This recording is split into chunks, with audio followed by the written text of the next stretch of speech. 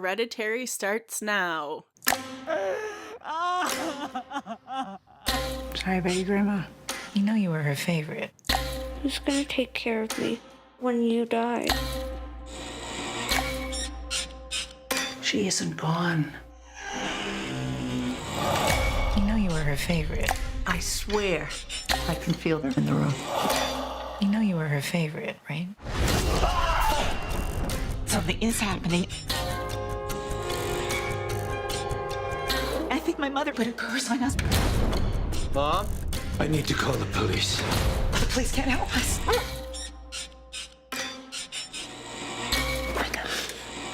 Mom?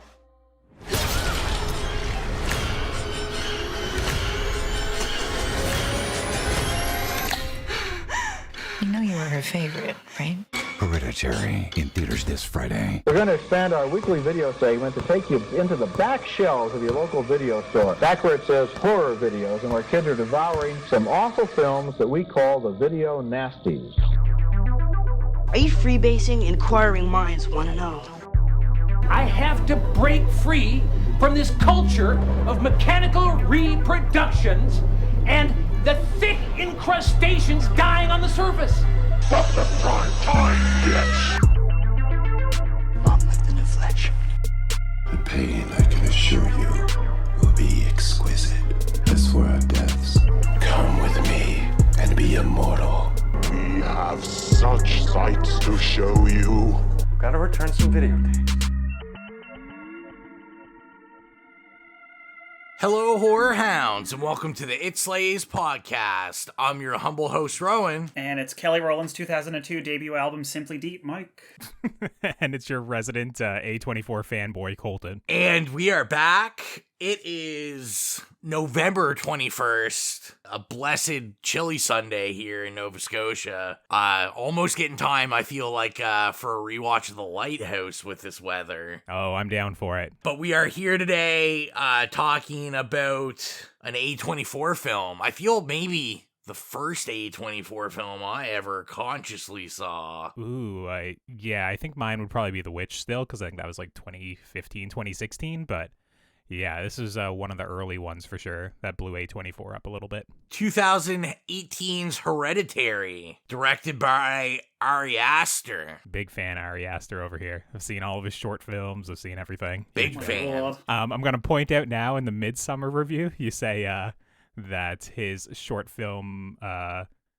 The Strange Thing About the Johnsons is a vampire movie or a vampire short film. You should watch it. It is definitely not a vampire short film, but yeah, so I still haven't seen it. I can't think of what it is that I was thinking about, but there is a very similar title to like an independent vampire film. I know after we A Girl Walks Home Alone at Night, maybe? I'm not sure. No, it definitely... what I remember seeing it was a film, and it was... I want to say... I don't know. I can't precisely say if it was Fangoria or not, but I remember every year one of those companies used to put out like, they were called like 8 Wicked Films on DVD. Okay. And it was like some sort of film festival, but they'd always release like the 8 films on DVD. And like, this was a while ago, like this would have been like 10 years ago plus. And one of the films had a very similar name, and it was about like, you know, it was about like a family in suburbia and they were vampires. Okay, this one definitely not about that. And you'll get like why I'm laughing at it like when you check it out. It's a very weird movie or short film. But. Yeah, and I said when we watched Midsummer, I was like, oh, I gotta see that, and I still haven't watched it. So you know what? Maybe tonight I will actually watch it. You should. It's only like a half hour, and it's excellent. It's really good. I'll watch that instead of like making bad decisions and I don't know, watching something stupid. Yeah, but what if watching that is a bad decision? Oh, it will be a bad decision because you'll like it so much that you'll go back down through his other like 8 or 9 short films because, you know, there's definitely redeeming qualities in all of them, even the, you know, the student film stuff for sure. You're such a contrarian, Mike. Well, listen, sometimes I gotta do like double time contrarian work. Where else is the Shade Brigade today? It's me. Yeah, it's just me. I was asking the same question. Yeah, this is true. Xylia sat out this episode. I think she knew that everyone already knew that she loved this movie. So I said, you're not going to be on this episode. I was like, I'm pretty sure in the introduction episode, it was in your top 5 favorite horror movies of all time. And she said, I think she knew that people already knew she loved it. Yeah, maybe she's like me too, and she doesn't really listen back to the episode she's on, so she just wants to hear what we all have to say about it, I suppose. That's probably it is. I'm the only one crazy enough that just catalogs everything I say. Yeah. And do. So, well, before we get into it, I did have a question for the episode. I figured, if the weather's getting chillier, I know, I had to put winter tires on the car, so that's always the sign. A nightmare. So I want to know, it's not quite Christmas season to me, at least, yet. So I want to know, do you have any, go-to movies for, as it gets cooler, colder? Maybe if you're trying to get into the Christmas season, or just what are you watching for the wind down after Halloween? What are you guys watching? That assumes that I ever theme my watching to anything other than what am I in the mood for and what is not going to negatively affect my mental health. Well, Mike can just sit this whole thing out, because I'll just pretend to be Mike, where, hi, my name's Mike, I've just been watching Real Housewives. Nailed it. No. You're so right. That's me. I'm just gonna sit back and watch you the whole night now. Do double duty. I'll do double duty as Shade Brigade, but I gotta do it through your mouth. This time of year for me, it's never anything specific. It's usually I'm looking forward to going home or at least seeing the family for a bit. So usually what I'm trying to do is I'm trying to catch the last few Oscar baity movies that are probably going to be in the discussion that usually come out around this time and end in November, early December. So it's kind of I'm just trying to squeeze in a few movies or trying to track down where they're available to kind of bring home and show the family. So yeah, it's never anything specific. I don't have that holiday movie that we hit every single year or anything like that, but just the general Oscar fare is that time of the year to be a little bit snooty. Did you manage to track down a copy of Venom, or? God. Okay, we actually started this recording beforehand, kind of saying that I've never walked out of a movie. Actually, Venom 2, Let There Be Carnage, the bulb blew 10 to 15 minutes into the movie, and they never bothered. They came in and they were just yeah, guys, we're not going to restart it. And I haven't seen it since. So that was a walkout due to a technical error, but I have not felt the need to bother seeing it. And I see everything. So, I don't know. Maybe I'll track down Venom. Watch that. Torture myself. I'm just going to assume it's going to at least get a Best Picture nod, Best Screenplay. Oh, my God. Someday when Disney and Marvel just buy out the whole ceremony. Well, I'm not going to get into how technically Venom isn't part of Marvel or Disney, but, We'll sidestep that for this evening. We don't need another sidecast, I suppose. I was gonna say one thing that the voice cracks are real on that one. You keeping that one in? 100%. I won't censor myself. No, one thing that wasn't meant to be a wintry watch, definitely is probably in my fall vibes list now, is I finally got to see Dune. And oh yeah, for a movie that takes entirely place in desert sand, I think just the filters on it were giving me the fall vibe, the blues. And yeah, it's a muted blue and a muted orange. It's not the middle of summer bright yellows and bright colors. It's definitely muted. It's taken down a notch for sure, so I can see why you'd kind of equate Dune with some fall vibes. Also, it's just an excellent movie, so absolutely fantastic. I know when I got out of it, I wrote Colton because I figured Mike was a normal person and would be sleeping. And I said, I was just some people have Lord of the Rings, some people have Game of Thrones. Dune is now my version of that. Yeah, I was so happy that you enjoyed it as well, because you were messaging me and saying you were going to go see Eternals possibly instead. And I was just dude, do not see Eternals over Dune. See Dune first. That's actually a great movie, where the other one, at best, it's divisive. So, So if you're listening to this and you're on the fence of whether you should see Dune, the answer is always see Dune. Yes, 100%. almost a perfect movie. There just needs to be a really hot Kyle MacLachlan cameo somewhere. Is that a reference to the Lynch movie? I haven't seen it, so. Yeah, he was like the star of the original. Oh, he was Paul? Okay.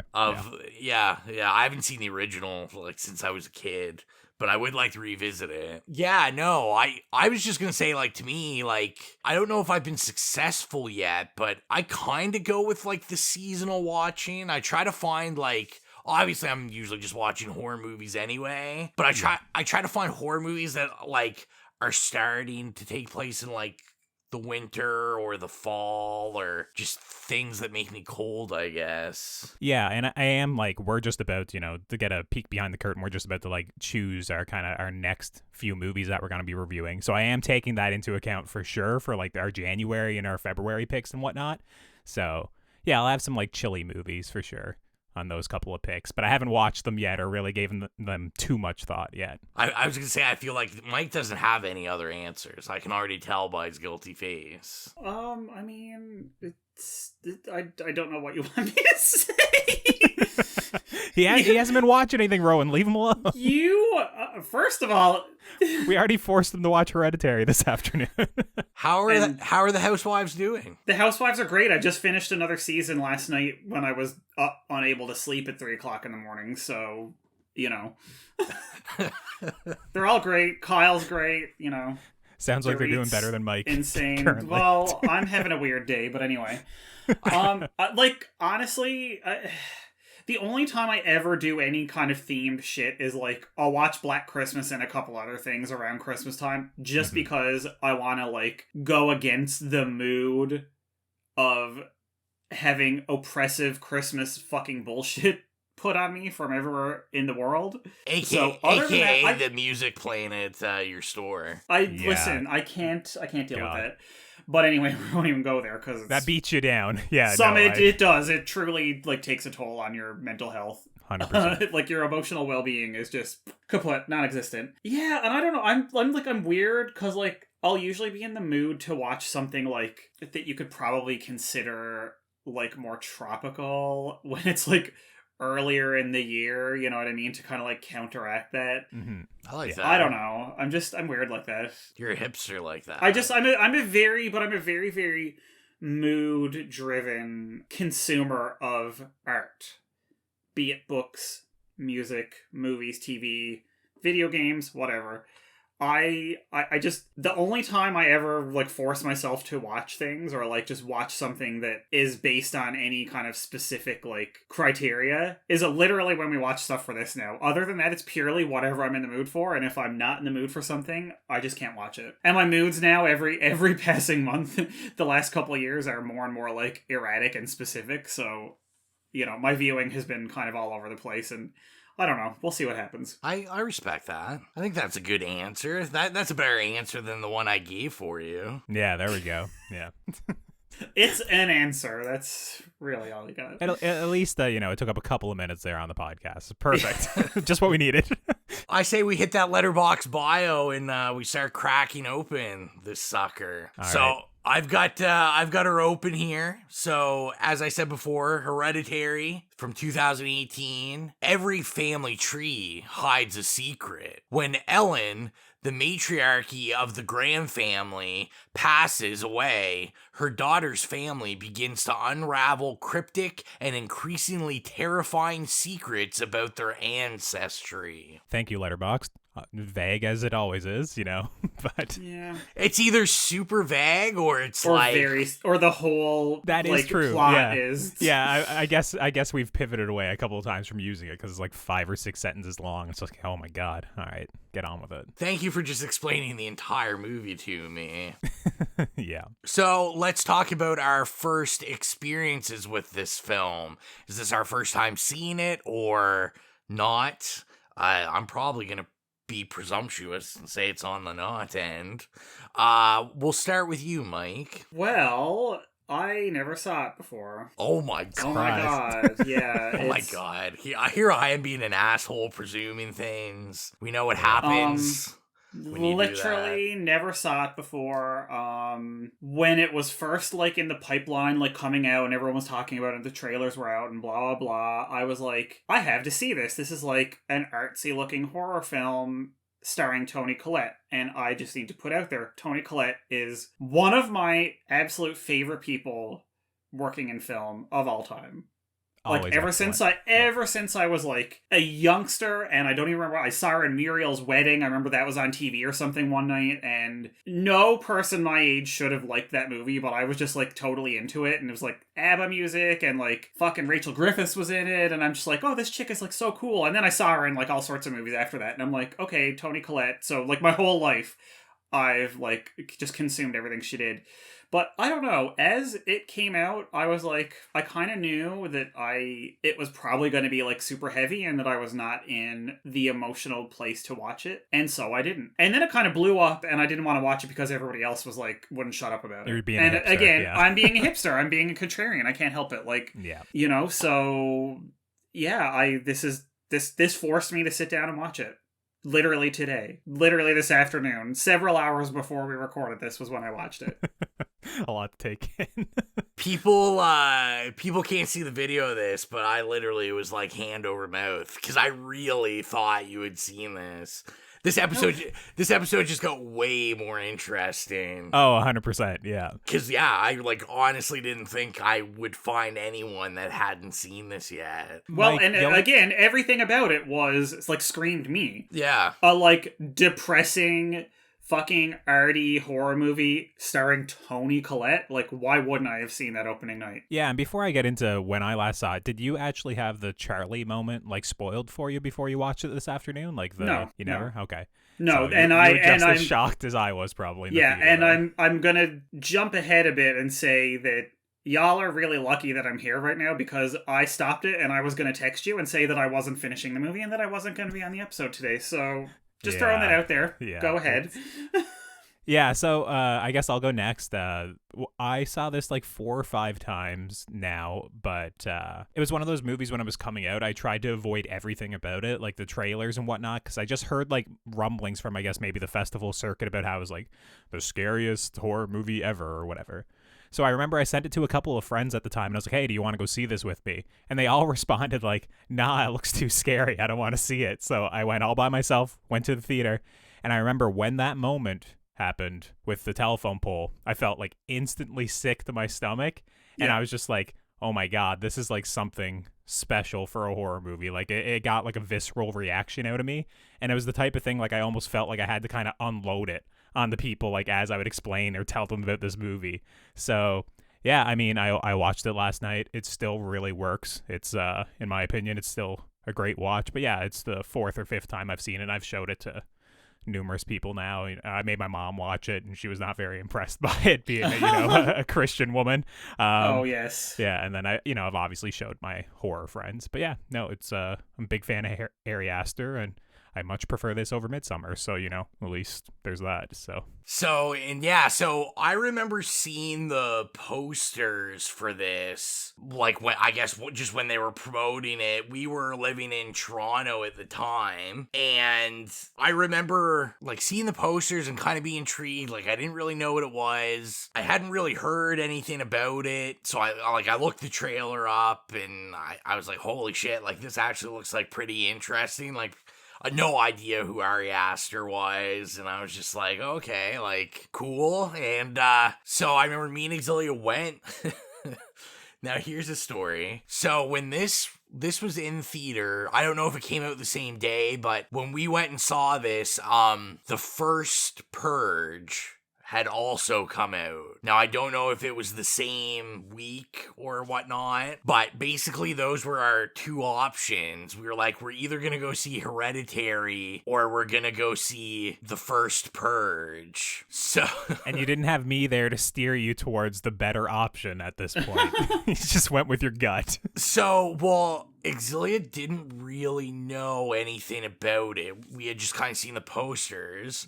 So we just went with the safe bet. We're like, we were out and about, so we're like, we'll just go to the Purge movie, and when I say the first Purge, I don't mean the first Purge movie, but the one that's called that. Yeah. So we're like, oh, we'll just go see that. And I remember we saw it, we were like, this is fucking terrible.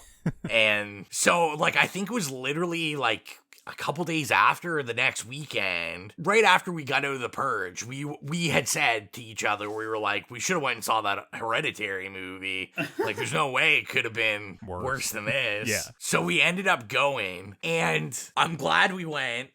It was one of my first of many terrible Toronto movie theater experiences. Yep. I mean, to me, there's nothing quite like theaters in Toronto, because they're big and they have lots of cool stuff that, like, rural theaters that I know I'm around don't have. But we went, it was packed. It was mostly high school kids. Yeah. So there was like a bunch of high school kids sitting beside us who proceeded to talk to each other very loudly before the credits started, saying how they were too scared to see the movie, so they had looked up everything scary that happens in the movie. God.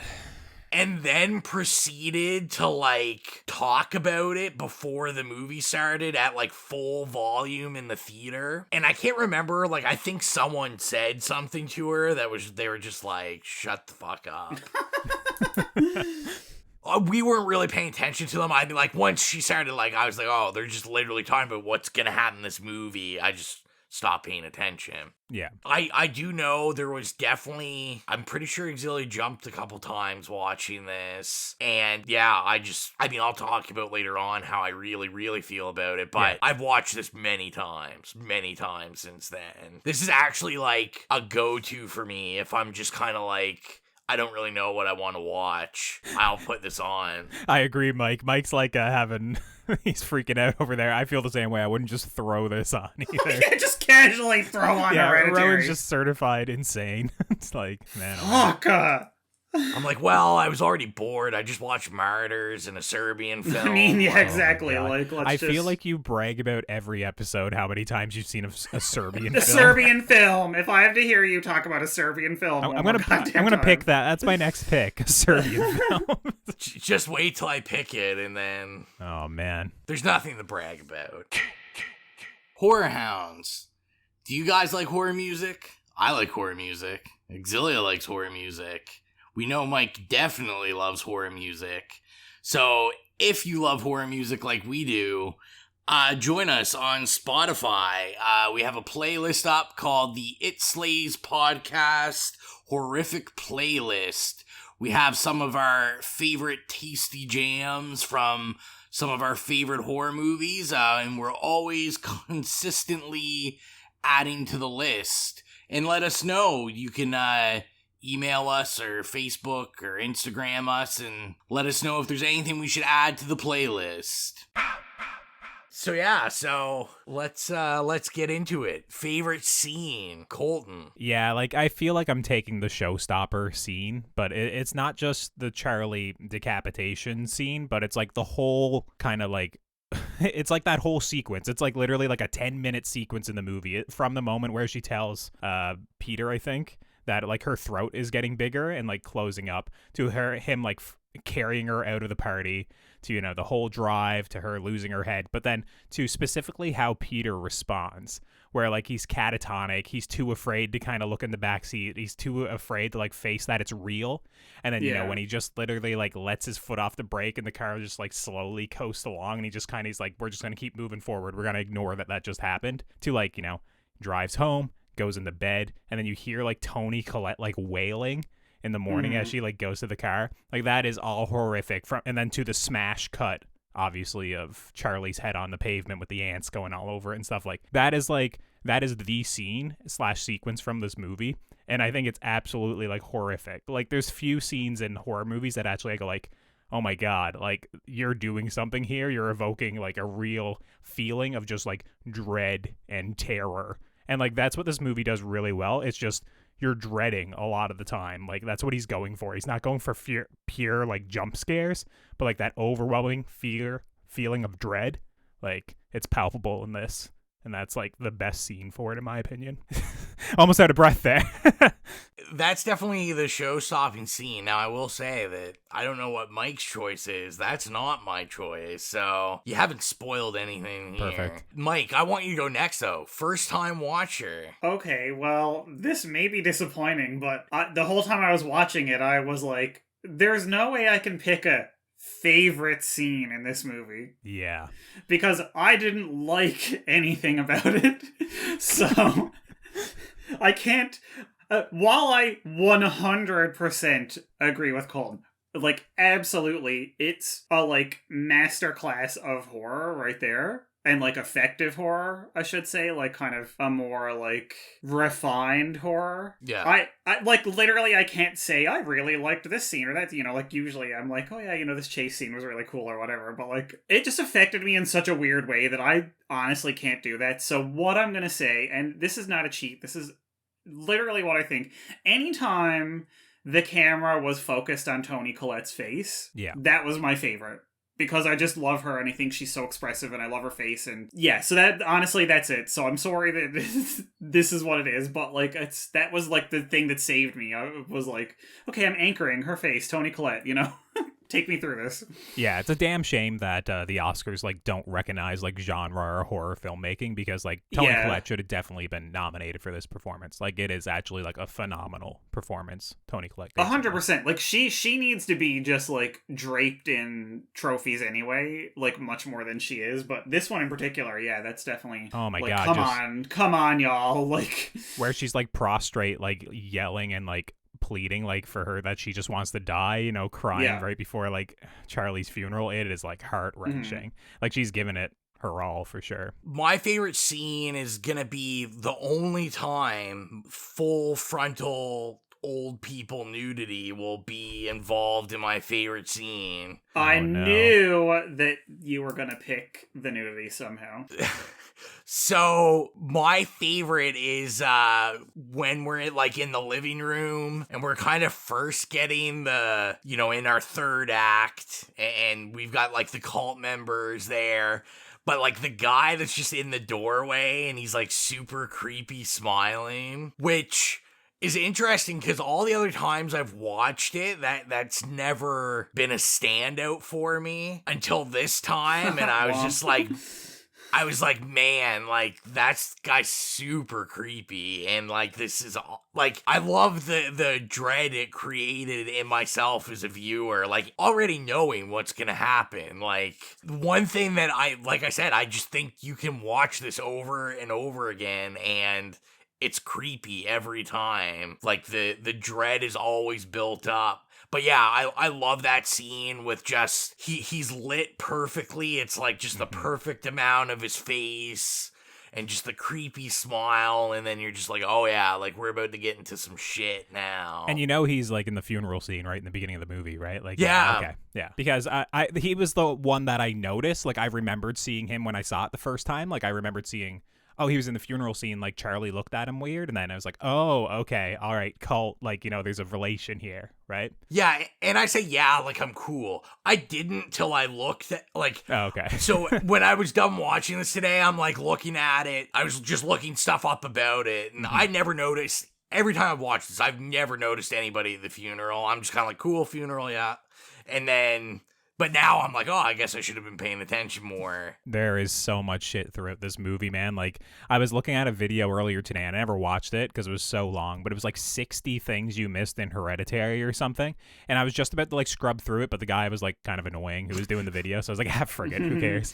But make it a list. Yeah, I mean, there's not a video. Yeah, exactly. Yeah, no, he was not good enough to be on the camera, given the information. It was pretty boring. But yeah, like, this movie has so many details throughout it, and like so many like foreshadowing and, you know, symbolism, obviously, you know. Yeah, and I did the same thing. Like, I had found, like, Bloody Disgusting had done a list when this came out of like things you missed in Hereditary. My big thing was, which is very interesting because now that I was cognizant of it, it's so prominent. So, like, the words in the bed, like, throughout the movie and the rooms. Yeah, in the wallpaper, yeah. Yeah, like, never noticed that until this watch. Like, I'd never thought about it. Mm-hmm. Yeah, I mean, the camera, I think, like, puts them kind of, like, in the center of the frame a couple of times. But, like, obviously, I don't know what the words mean. Yeah. But it's kind of like, it's like, oh, there's something like what I would just call satanic or something, you know, about these words. Like, oh, it's like conjuring up something is kind of like how I took those to be. Yeah, and it was pretty like, and once I looked it up, it was actually pretty interesting. So like the first words in it, hold on, I actually have the article. Yeah, the first word is like Satan-y or something, but it's spelled differently. It's like Satony, I think. So I was like, okay, you can kind of see Satan in there. I think it's kind of like why I thought, you know. Yeah, so basically I'd read an article Ari Aster had, like, after the film came out, he basically, like, I think kind of spilled the beans more about what the clues were. So, like, the first word is Satany, which is a word associated with bringing the dead back to life. Okay, yeah. And then it was like Zazis was the second word, and that's a word used to summon demons. And there's one with pandemonium. I remember that. That was the only one really that You caught? Yeah. Lift Talk Pandemonium is the last word that we kind of get, like, centered in the screen. And he basically said that was that he said that translates into open up chaos or open up hell. Okay. Yeah. Like, pretty, I guess if you're a big fan of, like, dead Latin languages, some big clues given to you. Yeah, I used Google Translate, you know, just figured it out. Yeah, like, oh my god, this is so. All I'm doing is, like, I want to talk about this, and I'm just like, Mike. I'm just focusing in on Mike because it's really, really more interesting because we reviewed Midsommar. Like, we did Midsommar, and I think it's very interesting watching these backwards.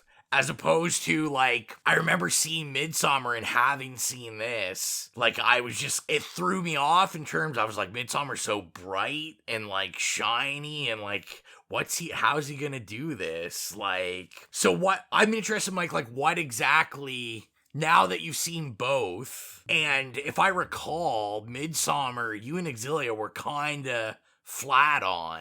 They both gave it a yay. I actually re-listened to the podcast for Midsommar today because I was just curious. I was like, all right, did they like Midsommar or not like it? And yeah, Mike and Xylia gave it a yay and you gave it a slay. Yeah, so, I definitely gave it a slay, which... Yeah, you were like, I love this movie, I think is what you said, yeah. Yeah, and I know Xylia had cooled off on it quite a bit. Yeah. Because I remember when we first saw it, Xylia absolutely loved it, and then that second watch, not so much. So, yeah, Mike, I want you to talk about, like, how was Hereditary compared to Midsommar? Well, I will say this. If I were to just take my own diagnostic journey into a stranger's psyche based on their work, I would say that this is a very, very, very horrifically, severely mentally ill individual, first of all. I have never felt, watching both of these movies, I felt it when I watched Midsommar and had a few moments, but I really, like, Midsommar, because it was so much brighter and almost, like, blackly comic in a way, didn't prepare me for this one. It's like, literally, all of his movies are just, like, plumbing the depths of mental illness and depression and, like, anxiety and. Yeah. And I feel like this one just, in a way, I'm almost glad I saw them in reverse because it, like, Midsommar warmed me up to it. You know, it was kind of like, you know, I stretched before running, but, like, was I running on hot coals? Yes. And did I want to get off of it as soon as goddamn possible? Yes. Yeah, so that's really kind of what I have to say about the relationship between the two of them, and that obviously, the, like, grief element of both of them is extremely intense, although it peters out a lot more in Midsummer because it turns out to be, like, also grief about, like, relationships, but it's like the people are so shitty that you don't really care. Yeah.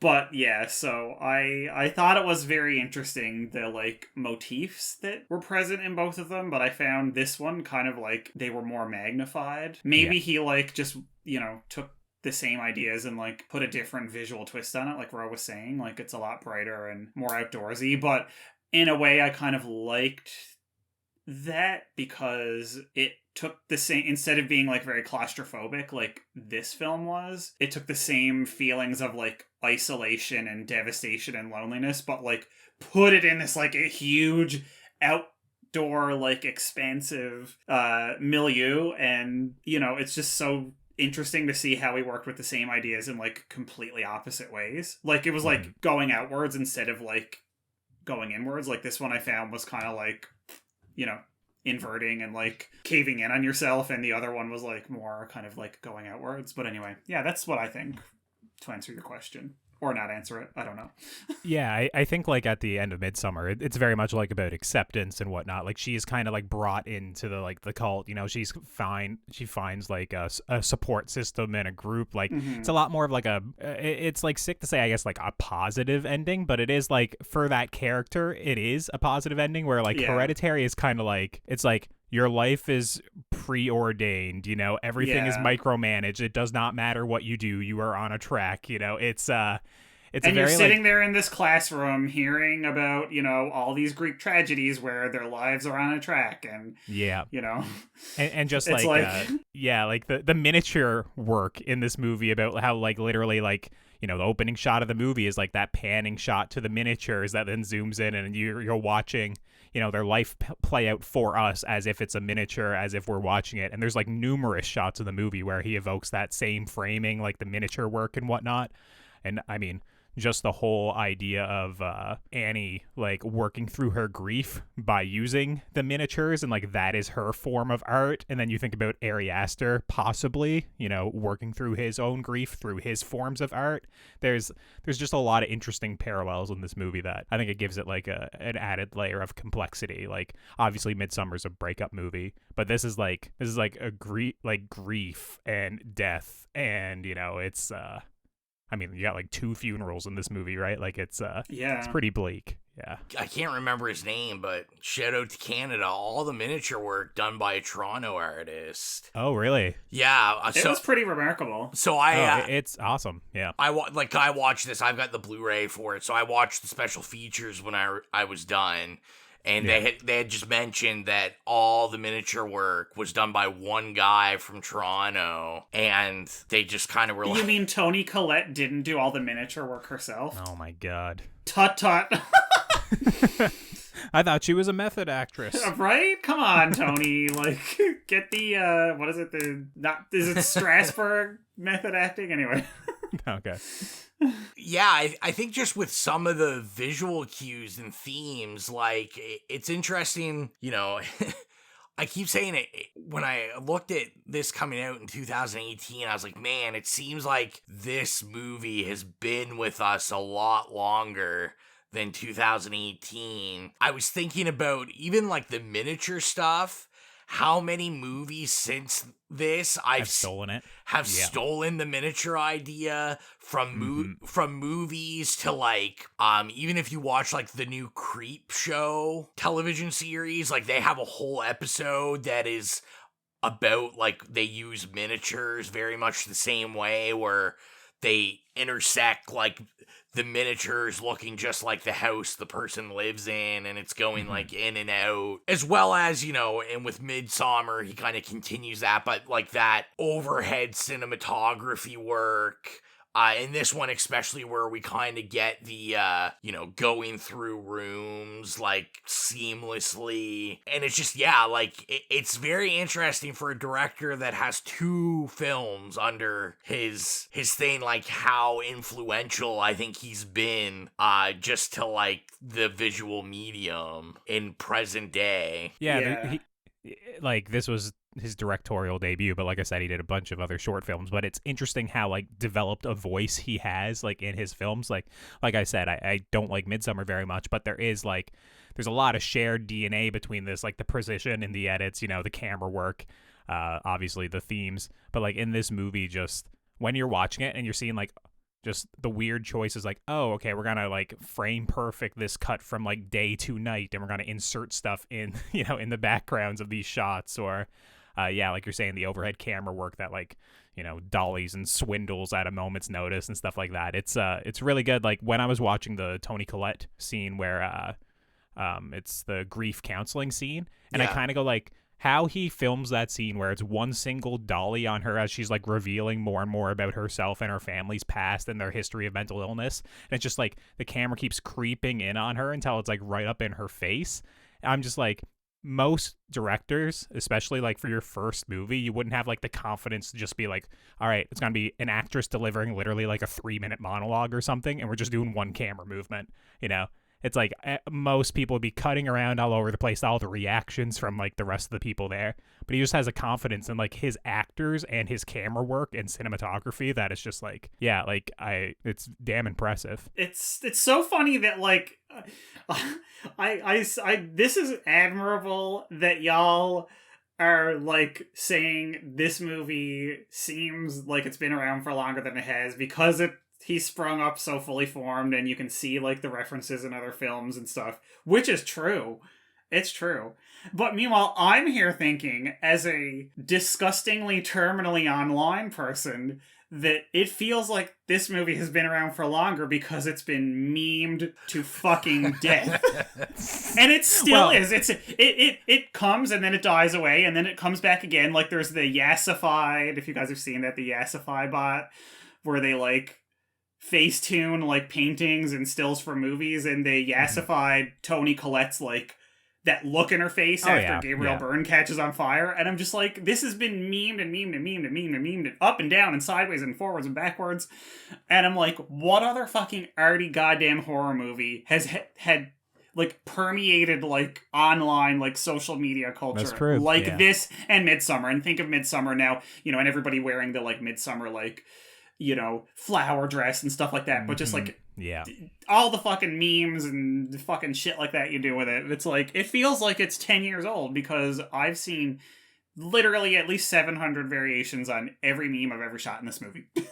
Well, I think there's good reason for some of them why they're memed to death. Like we've been very positive on the movie, but I think like, is it Alex Wolff? Yeah, it's Alex Wolff. Like, I find him, like, in the third act of this movie, he is a little bit silly with some of, like, his crying, or, like, his fake crying, or, like, that sequence where, obviously, he's being, like, possessed and smacking his head against the, the desk and stuff. Like, there's moments that, like, that is, like, terrifying when he, like, recoils and, like, jumps back away from the desk. But there's moments with him in the movie that I'm like, oh, I can see why somebody, like, would make like a gif out of this, and in a vacuum when you're just watching it, it's like, oh yeah, his performance is a little goofy here, so it's 100% works as like a reaction gif or something, right? Exactly. And you make a good point. Like, it's kind of interesting, because I was gonna say, I think if anything, from what I've seen of interviews of Ari Aster definitely doesn't seem like the kind of guy that's all about becoming a meme. He's pretty... No. He's a pretty serious guy. The fact that like they can just like, people will just chop everything out of this and like completely divorce it of context to turn it into something else. Like, I guarantee you that he is not into that. God bless the internet. I was thinking, I'm kind of, reflecting, remembering things we talked about with Midsommar. And I thought, to me, when I rewatched this today, I remember I had brought up the conversation in Midsommar, how Ari Aster always has, like, in my brain that link with Kubrick, and I'm like, I always think of him from, like, kind of a Kubrickian school. Like, I think you can see the influence. And I think in Midsommar we had brought that up about, like, details and stuff just in the background that have to do with the story, which...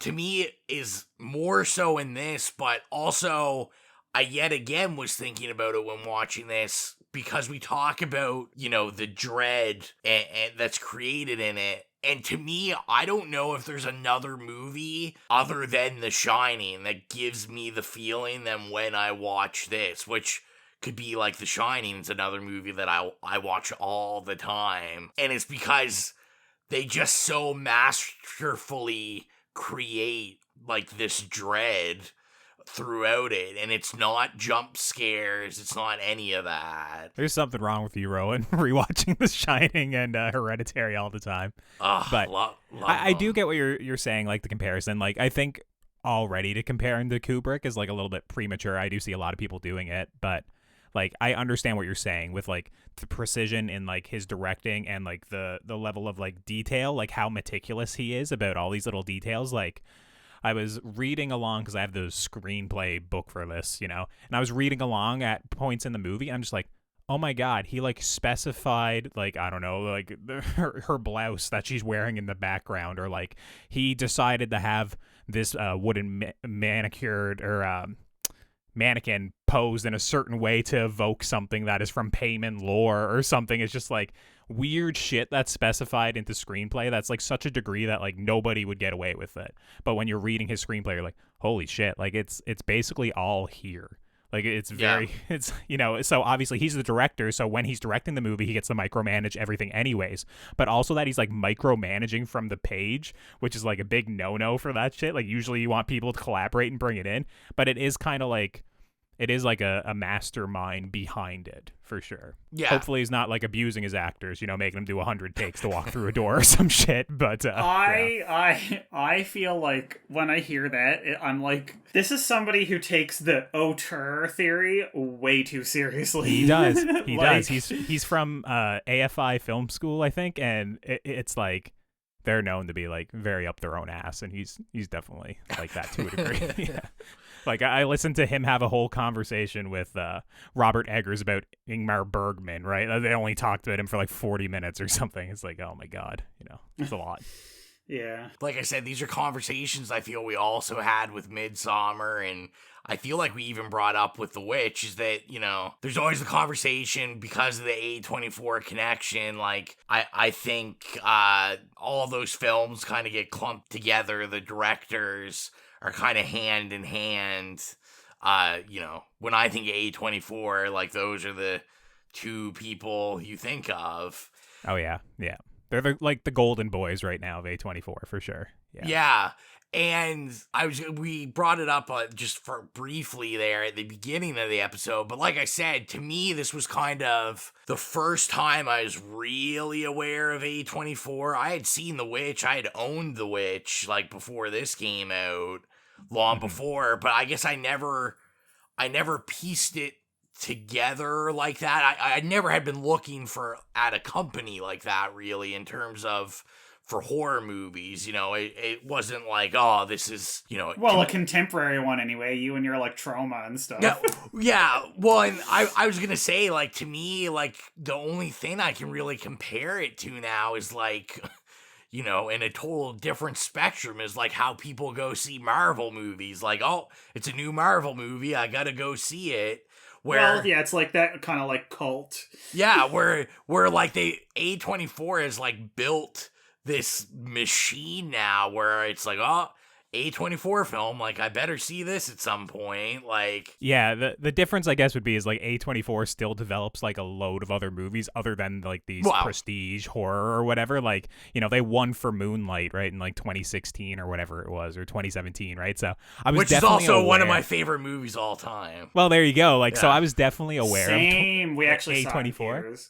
Yeah, like, so I was definitely aware of them, but I think at this point, like, in, like, kind of, like, the A24 history, like, they were getting slammed all the time for, like, making these trailers for horror movies, and then you go watch them, and they're just kind of, like, really boring, like, family dramas with no horror.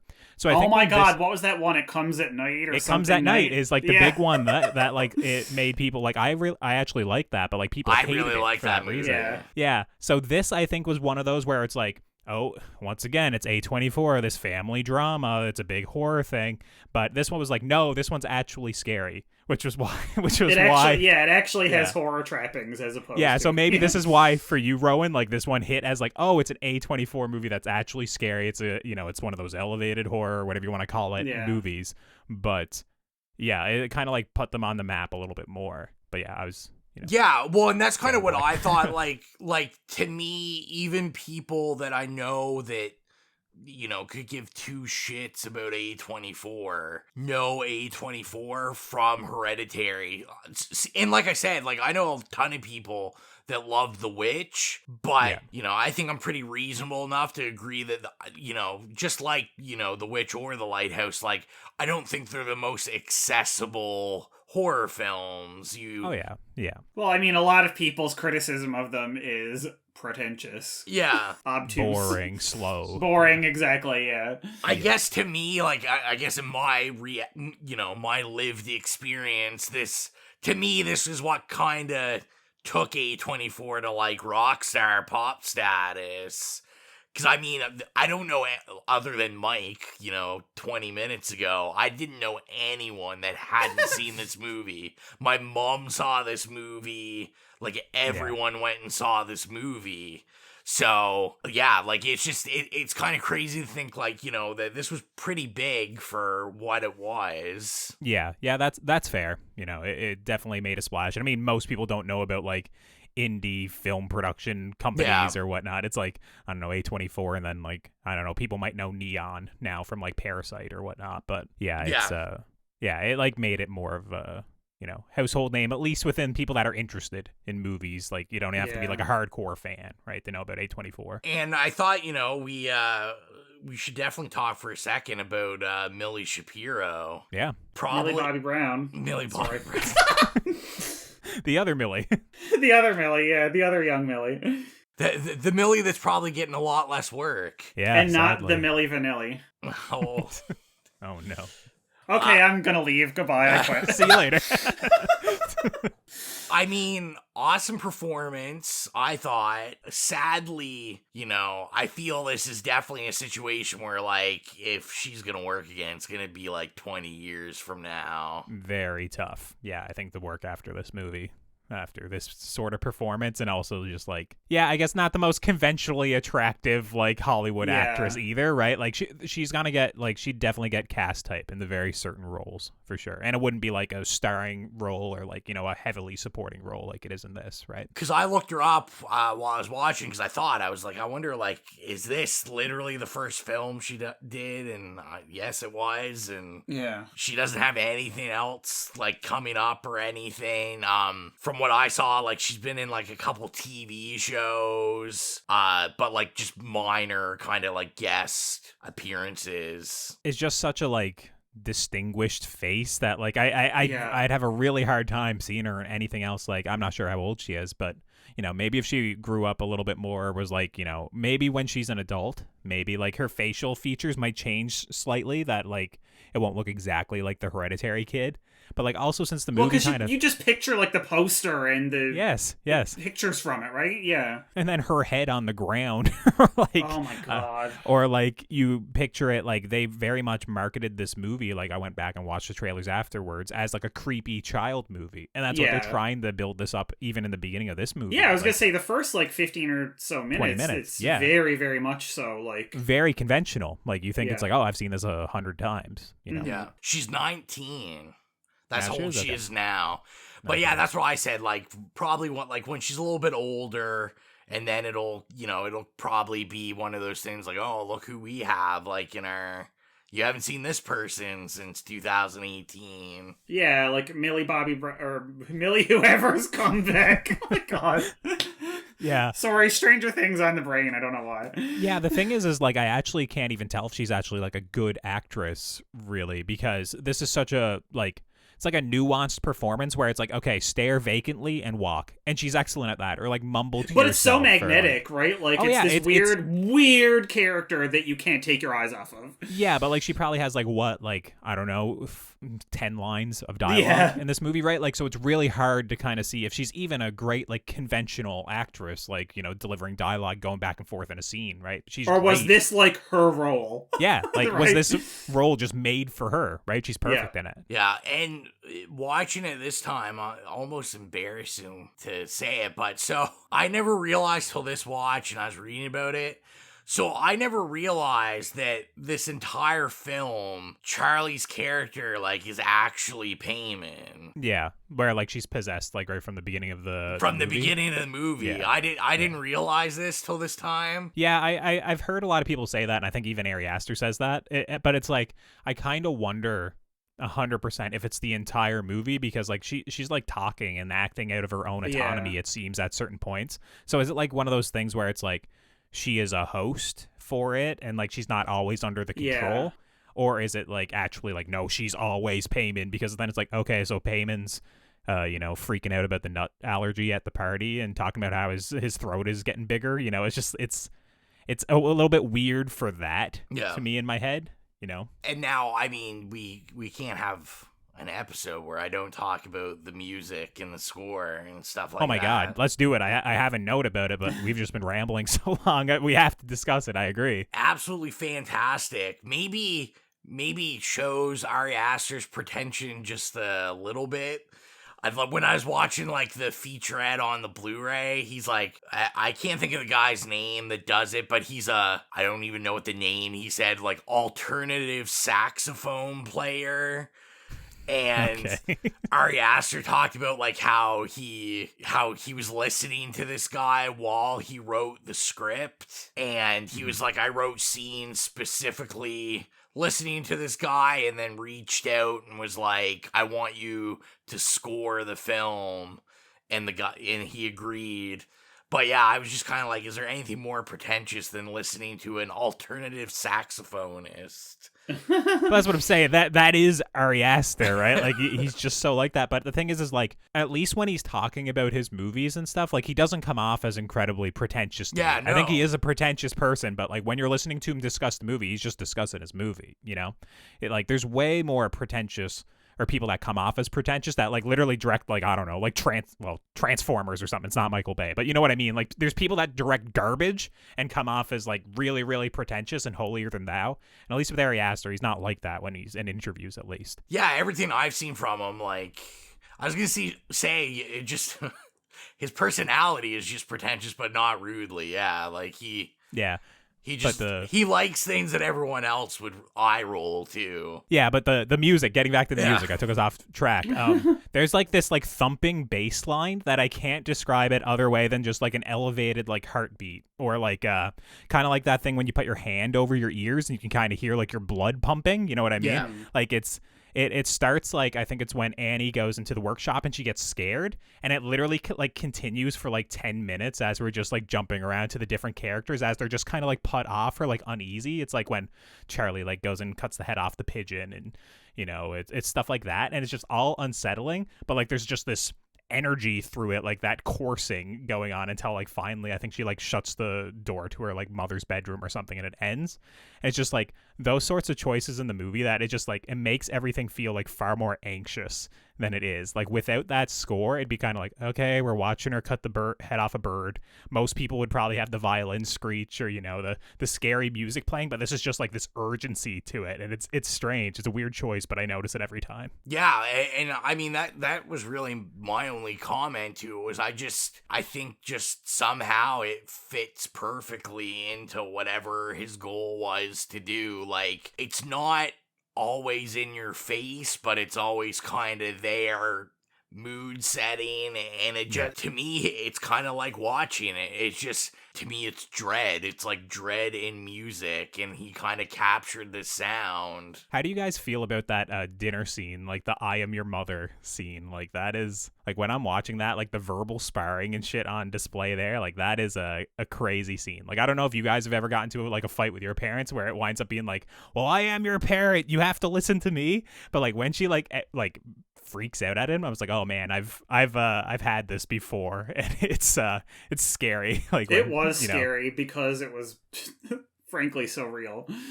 And like how he comes back at her too, and it's like, you know, well, she didn't want to go to the party, mom. Like, who made her do that? Like, I was like, that would be like the petulant teenage thing that all of us would want to say back to our mom in this situation, but we wouldn't really have the courage to do so. And the fact that he actually utters it, it's like, yeah, it's like, holy oh, shit, I'm man. gonna actually put the blame for this death on you. You know what I mean? Like, going for the throat, right? Yeah, like, just absolutely gloves off. I don't think I've ever had, I'm too much of a mama's boy to have an argument like that, but... Oh, I'm a mama's boy as well, but it's just, it's stupid teenage drama stuff, right? Yeah, even in the context of the film, like, even that, like, to me is pretty emotional, just because, like, and you can tell, like, I mean, he's just trying, even if it's negatively, to, like, connect with Annie, like... Mm-hmm. And just like at least trying to get them to talk about it. Yeah, like just, let's actually talk, even if it's hateful back and forth. Let's start the conversation. And I will make a quick note because I had my thing open. Colin Stetson is the composer, the alternative saxophone player. In case anybody wants to search him up and write the next great A24 horror movie at the time.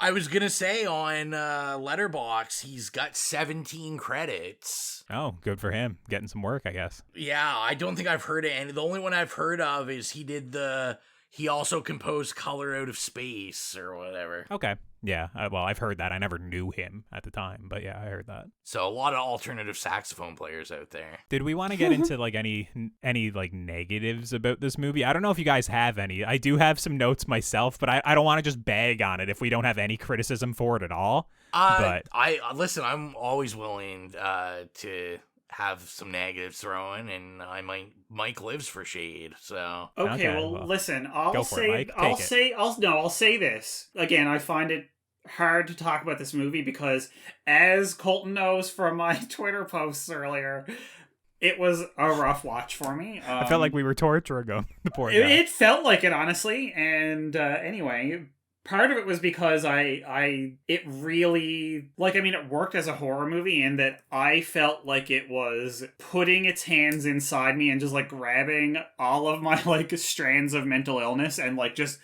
pulling at them, right? And it was like, no, like, this, I get that this is horror, but it feels like it's too inside me, you know what I mean? Yeah. So, I mean, good for him, that's very effective, but, like, as a viewer, it also... Anybody who's ever had, like, a very severe, like, episode probably knows that, like, there are times when you might have it triggered, and I felt the whole time I was watching this like it might trigger something, so that was not really great for me, and that's why I wanted to turn it off. And also, this is all very personal, obviously, and subjective. Another thing that I did not like, and it has nothing to do with the movie, and one of the reasons why I found it so hard to watch and I wanted to turn it off was because Charlie is also the name of a child in my life that is probably the most important person to me, and so that whole... Everything that happened was, it really, really got under my skin and made me want to turn it off and upset me, frankly. I got upset several times watching this. So these are negative things to me, but it's like a very visceral, personal reaction. Like, obviously the film is masterfully made, if not anal retentively so. And again, I was just like, the whole time I was watching it, I kind of thought, oh, here we are again, another movie where he's like literally read all the books on auteur theory and, you know, is waiting for his chapter in it, but you know what, he's talented, so I'll give it to him. So I guess the part in the featurette I watched where Ari Aster was like, I can't wait to fuck up Mike Sunday. I guess that came true. Yeah, that yeah, was 100%. I mean, it's all ordained, right? He's so meticulous that he had that wrote down as well. Yep. He took a class in high school where they were talking about predestination and all that, and you know, he knew. There's a picture of me in there. But yeah, for me, like, it's mostly like towards the third act of the film. Like, I hate when like horror movies have to rely on a seance, and they do 2 seances almost back to back in this movie. And I gotta say, like, they're both a little goofy, like just in terms of like Toni Collette's holding it together, but the first one with like the chalkboard and all that stuff and like the writing on it, like, and where she's talking like, Louis, you know, communicate with us and stuff. it's a little cheesy. It's not like awful. I'm not saying it like ruins the movie or anything. But what I'll say is it pretty distracting when it comes up is all the CGI flies.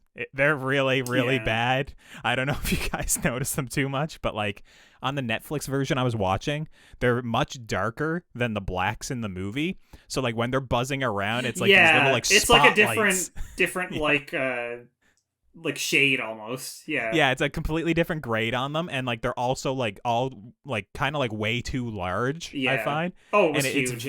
It's very distracting. Like when you're watching it, I'm kind of like, oh, man, this is where like this effect like a little goes a long way, especially with the buzzing of the flies and stuff. Already. Even when you have buzzing like that, you kind of almost barely need the visual. But listen, 100%. I agree with your seance being stuff. like cheesy and over the top, but I also really, really enjoyed the first one because nobody was like blowing their wad over Ann Dowd. Am I the only one who loves Ann Dowd? No.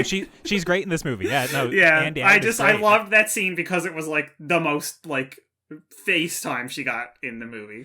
I guess I really like her scene in the parking lot as well, where she's like trying to like basically be like, no, this is real. We brought in a neurologist, you know, like, I have these, you know, she's like crazy. She's someone that like she's drinking the Kool-Aid so much, you know, and like I've seen middle-aged women doing that for sure. Like she's perfectly cast and she gives a perfect performance for that. Yeah. I was gonna say before you get into your other things, I didn't have an issue with the flies. I found I just whatever lighting in my house. It worked on the Blu-ray, maybe. It worked on the Blu-ray for me, but it was the maggots. Okay. The maggots, like when they show that stuff, like I found those really distracting because those looked really bad on the Blu-ray. The ants in Peter's eyes when like Toni Collette like has the sleepwalking episode, which winds up being double dreams, which once again is like a little bit strange. Like she has one dream about walking in and seeing Peter with the ants in his eyes, then has a second dream about her lighting him on fire, and then wakes up a third time or whatever. That kind of like goes into my other point. This movie has like this is one of those things that I don't think is paid off unless I missed it. It has a fascination with like eyes in the movie where like people like she's constantly crossing out the eyes, she's constantly scribbling up the eyes. We're seeing the ants in the eyes. There's like a bunch of things with the picture eyes. Of him with his eyes stabbed out, eyes gouged out, and it doesn't pay off in this cut of the movie. But in the original script, it wound up with Peter carving his eyes out at the end. Oh my God. And again, they were studying Greek tragedy. Yes. In his class, Yes. So I'm kind of like... Oh, see, that totally would have like... I mean, I know it would have made the movie like 20 minutes longer probably, but like... Yeah. I don't know. That would have tied a lot of little threads together. It's a thing that when I watched the movie, I noticed it because I was like, all right, how's this going to pay off? Who's going to lose an eye? Whatever. What is it? And then it doesn't pay off. So when I found out that in the original script that he does that, obviously it's horrific, but it's like, this is a horror movie already that's showing some fucked up stuff. Yeah. So that eye thing, it's a weird thing that when I watched it, it's kind of like this constant reminder of like what we could have had. Just a slight thing at the end, right? I think I would have loved that. Yeah. And then my final note, I swear I'll stop shitting on Hereditary. I'm getting enough like hate mail already. When he jumps out of the window right at the end of the movie, it is played for like a comedic beat or like it's really silly. I have a really hard time like thinking like that's a serious note because he sees like the naked old people and goes, and jumps out the window instantly without a moment's thought.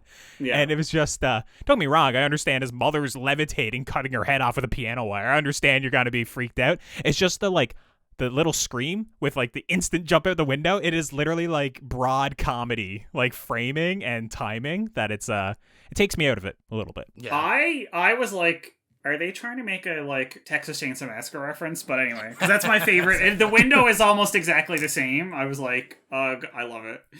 Yeah. I mean, I didn't really, but I was just like, I assumed it was a reference, and I'm like, A+. I mean, A24. Gotcha. So I think we can ask that last question, is it unsettling? Which I feel like we kind of talked about already. Yeah. No, I think it's very unsettling. I think I've seen it 4 or 5 times. I still think it really works. I wouldn't say it's like the scariest movie ever or anything, but it's disturbing. Like I said, that Charlie scene, like it always gets me. It doesn't matter. Like it's just the editing, the way it's all done. It's disturbing, but it's like masterfully done. Like so much so that, like I said, I feel like sick to my stomach to a degree when I watch that. So yeah, definitely disturbing or unsettling. I was gonna say I agree. I think it's unsettling. Period. Exclamation mark. I'm assuming you agree, Mike. I don't. I mean, I could barely finish it, and I wasn't going to, and I wasn't going to do this tonight. So yeah, you could say that. On every level, there was just it rocked me. I mean, again, like obviously it's unforgettable, and you want horror to like affect you. I was just afraid it would be too effective. You know what I mean? Yeah. Yeah. So I mean, hats off, I guess, or heads off. Yikes. Well, I mean, and you don't even know yet. You still have the lights on. Maybe when you shut them off, someone will be in the corner of your room on the ceiling. Oh, listen, you fucking shut your trap right now, Ro. That scene, the first time it happens, like where it's a really long shot of like Peter getting out of the bed and it's like very dimly lit in the corner. I didn't notice that in the theater, but I heard like somebody on the opposite side of the theater go like, you know, like really tense up, and I was like, "What are they doing? Like he's just crawling out of bed. Like what are you guys doing?" And then like you see her kind of like doggy paddle like through the air to get out of the room, which I find once again is a little bit of a goofy effect. But like I was like, "Oh wait, was she like up there all the time?" Like that was the moment where I kind of clued in my first watch. So like it's awesome like rewatching it and seeing, you know, the people lingering in the background, or there's a shot where he's smoking dope like in his room and blowing it out the window, and there's somebody standing out, like I don't know if you guys see it, but it's just like the shoulder of someone in the frame, and like a little bit of air comes out, like there's somebody watching him. Like, there's like so many like little details like that throughout the movie. That's too bad I'll never catch them, because I'm probably never gonna watch it again. just watch that boring YouTube video. The 60 things I'll find a listicle somewhere, and then you know, shut the book Scroll on through at your own Hereditary. Yeah.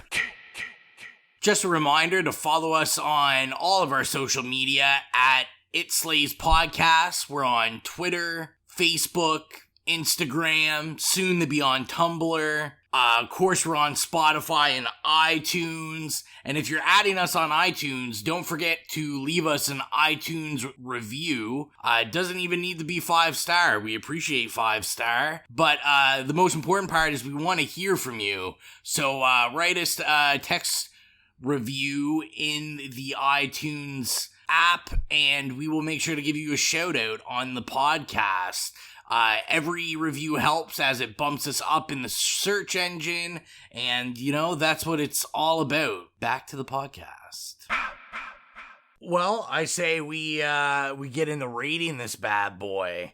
So if you are new to the show, our rating system is nay, okay, yay, or slay. And we'll start with you, Colton. Oh God, I hate being the one to start this. But like I said, I do have some issues with this movie. I love Ari Aster. I do find the first hour of the movie is stronger to me than the last hour of the movie, because the last hour, like I said, it gets into like the seance stuff, it becomes a little bit more traditional, even if the last like 10 minutes is, you know, it establishes itself as its own thing.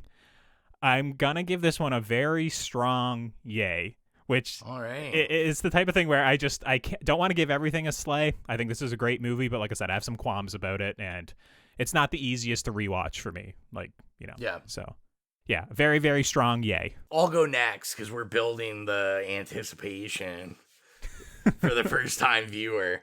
Yeah. Wait for it.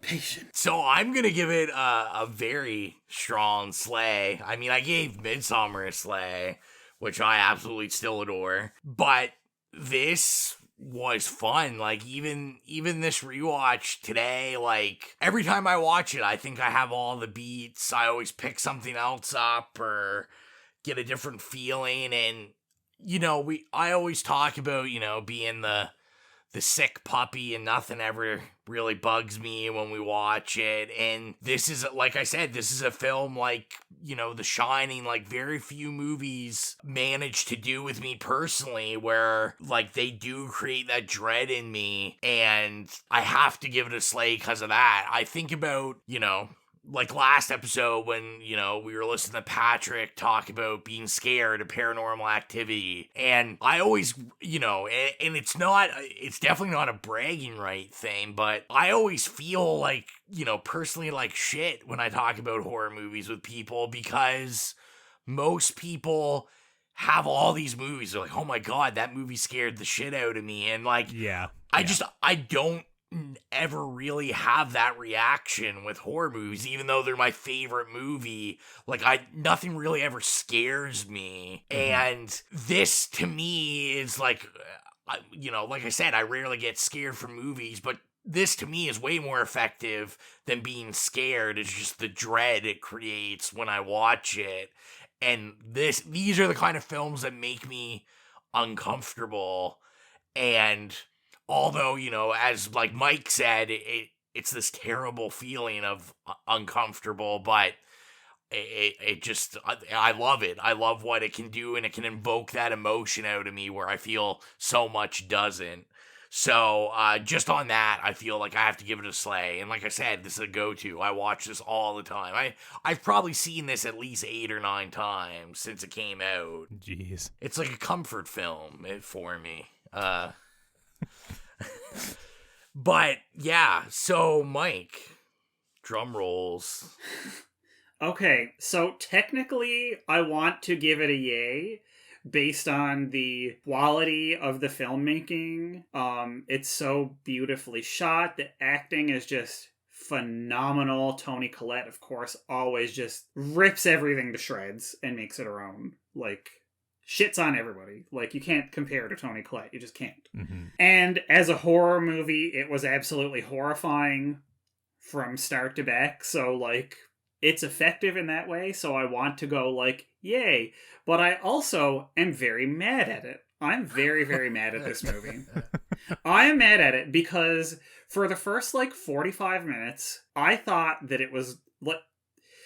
Okay, so it seemed, again, as I said, this is actually very personal for me because I felt, triggered and it was, pulling at me, and I thought that this was going to be, this insane deep dive into, mental illness and shit like that, and...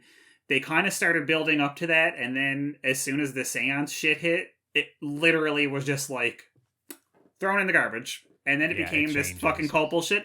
And so, to me, to sort of put everybody that watches it through that, but thinking about, again, me personally, my reaction to this, for me to have been put through that, and then to have no payoff about that, and no catharsis... I hate it. I hate it. Fuck, no, it totally, I'm mad at it. I hate it. It's, Midsommar did a much better job with that, I think. Because at the beginning, again, I felt like it was everything at the beginning of that. I thought I was going to have a panic attack watching that movie in theaters at the beginning. And, I don't know, I felt more payoff from the beginning to the end, whereas in this I feel like, okay, at least if I'm going to be put through this, I'm going to get a nice deep sort of work, and then it doesn't do that, and I was just so mad. So I don't even know what I can say about it as a rating. Honestly, this is going to be the first one where I'm I can't even rate it. I want to give it both fuck you, nay, and a yay. That's honestly, that's what it is. It's a fuck you, nay. Breaking new ground. Listen, I can't. The problem is, I probably should have watched it a week ago and processed my feelings and, frankly, my trauma from this movie, but I can't. So maybe if you ask me again in a month, I'll be able to give you, but I'm just too emotional about it right now. Which, again, good for you. That's, what a lot of good art, especially horror stuff, is supposed to do. So congratulations, but also fuck you. Yeah, I get it. Yeah. It sounds like a yay to me. I mean... Like I said, it depending how you look at it, it could absolutely be a yay, but I'm also, personally... eat shit, I have lots of feelings about this, so that's... Look what you've done, Xylia. Yes, we've got lots to talk about. I'm devastated that she wasn't here tonight, because we were gonna have words. Yeah. She knew it was gonna fuck you up, so she was just she ran for cover, man. She was like, I'm gonna hit and run on this. So I guess we can get into the budget game. So the budget game is where I know how much it cost and how much it made, and Mike and Colton are gonna guess. The winner of this segment gets a car, and the loser gets a telephone pole. So no, you can do whatever you want. Too soon. Too soon. All right, so we will start with how much this film cost. Mike, we'll start with you. I mean, it was beautiful. There was some fairly respectable, well-known actors in it. I don't know, like maybe $20 million? 20 mil? I don't know. That seems about right. I don't know how much money they were willing to throw behind this, or if he's just so good and had a good crew and made everything look better than it should have. How about you, Colton? Just because it's A24, I'm definitely going a lot lower because I think, like, I could be wrong, but I feel like they said, like, The Lighthouse was a lot when they did, like, and that was, like, 7 or 9 million or something. So I think I'm going to go with, like, $3 million, Bob. All right. So Colton will take it. That's fine. Yeah, but not by like a whole lot. Oh, really? What is it? So it was a $10 million budget. Oh, wow. Okay. So yeah. I'm wrong then. So they did throw some money, a little bit of money at it. Like you said, when I looked, I was very surprised. Like, I figured this was like a micro budget with him being his first kind of, but I mean, I guess they just had that faith in him that. Yeah, a lot of practical effects, I guess, as well, like that I'm thinking about, like with the recreation of the heads or like, you know, the people like kneeled down, beheaded and stuff like that. Like there is a lot of effects in it, I guess. I bet I guess that makes sense. I just thought they might. Oh, the miniatures, probably cost a fortune as well. Yeah, no, that makes sense. Yeah. All right, well then we will talk about how much this made. We'll start with you, Colton, on this one. I'm gonna go like $65 million because it was big, but it's not like, you know, it's not like a Marvel movie or something. That's what you think. That's what I think. I could be completely wrong again. Let's see. How about you, Mike? Well, in that case, I'm going with $302 million. No. All right. Okay. Hereditary 2 coming out soon. I'm gonna go with like 18 million because I feel like my 20 was a little bit like me going a bit overboard because I have no sense of money, so I feel like it made a lot more than they spent on it, so I'll say like 18. So Colton will take this one. Okay. So it made $80.2 million. Good for them, honestly. So, I mean, for the 10 mil budget, probably for what they expected this to do, I'm sure that blew it out of the park of what they would expect it to do. Yeah. And like we said, like, this was memed. This kind of just became, in 2018, this was like part of the culture when it came out. It definitely crossed over, I think, in the pop culture. Like, I remember like random things. Like I said, we lived in Toronto, so like where I worked, they would always have like a radio station on. And like, I remember hearing like people on like mainstream pop radio talk about it, and like it definitely word got around about this film. Hey, are you interested in becoming a horror hound? Then join us at www.patreon.com/itslayspodcast and check out everything we have to offer. We have cool things from podcast shoutouts to picking movies all the way to maybe getting yourself a free t-shirt. So if you're interested in joining us and becoming a horror hound, join us at patreon.com/itslayspodcast. So I think that is everything for this evening, other than announcing our next film, which shockingly, there's only 2 more episodes this year. It's almost the end of the year. That's kind of crazy. Thank God. So we're inching ever closer. Every episode, I say we're getting close to the 3-year anniversary where I'll be picking triple features every year. And you'll be sitting alone on the podcast. Yeah, I was like, I will be sitting your weeks out, so thank you. Thank you for that advance warning, bro. Unless you turn it into a Lord of the Rings podcast, then we'll just talk about that every week. I'll review that triple feature. That sounds terrible. Absolutely horrible. So yeah, so our next episode will be our Christmas episode. So that is exciting. And it's like we just did it, which I mean, we did just do it, but it is a double feature. Maybe not one as hefty as Hereditary, emotionally taxing. I mean, I could be wrong, but it was my choice again, because that's how it just laid out when we planned them out. Funny how it seems to be your choice every week.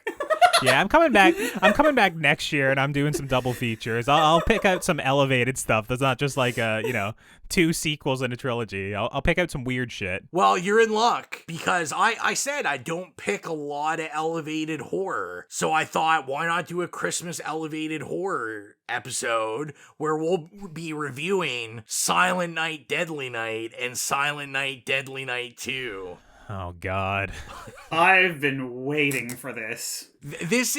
I feel like this is Rowan's payback for Colton's Troll 2 pick. Dude, Troll 2 is a slay. It's awesome. You're out here slaying Midsummer. That's like an okay at best. Well, we're gonna need Troll 2. We're gonna need a tier up from Slay now, because we're getting into Silent Night, Deadly Night, which I've never seen any of them. I own the second one. I've never watched it, but I've heard they're masterpieces. I guess we're gonna have to wait and see. Oscar bait, truly. But I think that is everything for now. We will be back in your ears for Silent Night, Deadly Night 1 and 2. As always, I am Rowan. It's Mike. Bye. I'm Colton. Hail Paimon. See you later. We're going to expand our weekly video segment to take you into the back shelves of your local video store. Back where it says horror videos and where kids are devouring some awful films that we call the video nasties. Are you freebasing? Inquiring minds want to know. I have to break free from this culture of mechanical reproductions and the thick incrustations dying on the surface. Stop the prime time, bitch! The pain, I can assure you, will be exquisite. As for our deaths, come with me and be immortal. We have such sights to show you. We've got to return some videotapes.